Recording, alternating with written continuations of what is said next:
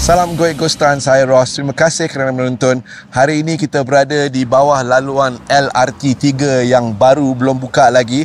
Kawasan dan persekitaran yang industrial, sesuai dengan Suzuki Fronx di belakang saya ini. Kereta flagship terbaru, serba baru daripada Suzuki, Suzuki Fronx.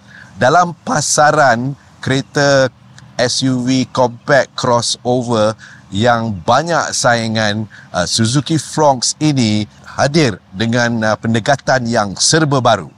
Ini bukan SUV yang cuba jadi segalanya untuk semua orang. Persoalannya, adakah pendekatan itu masuk akal untuk jalan Malaysia? Dari segi reka bentuk, Fronx ada identiti yang jelas. Ia tak nampak terlalu agresif, tak juga terlalu lembut. Saiznya mesra bandar, mudah untuk parkir dan tak terasa besar dalam trafik harian. Dalam kabin, pendekatannya ringkas dan praktikal. Segala fungsi mudah dicapai. Ruang mencukupi untuk kegunaan harian, sama ada ulang alik kerja atau kegunaan keluarga kecil.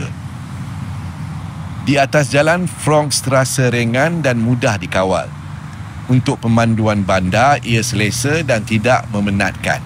Steering mudah, respon baik dan keseluruhan pengalaman terasa santai.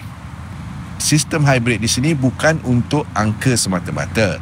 Dalam trafik Malaysia yang berhenti gerak, ia membantu pemanduan jadi lebih lancar dan senyap. Ini jenis hybrid yang mudah untuk hidup bersama setiap hari. Dari sudut keselamatan, penarafan 5 bintang ASEAN NCAP memberi keyakinan tambahan. Ini penting, terutamanya untuk mereka yang guna kereta ini sebagai pengangkutan harian bersama keluarga. Terus terang, Fronx ini bukan untuk sebuah orang. Jika anda mahukan sebuah SUV yang besar dan serba agresif, ini bukan pilihan anda. Tetapi, jika anda mahukan sebuah crossover hybrid yang selamat, yang praktikal dan yang ada gaya tersendiri, Fronx memang layak dipertimbangkan.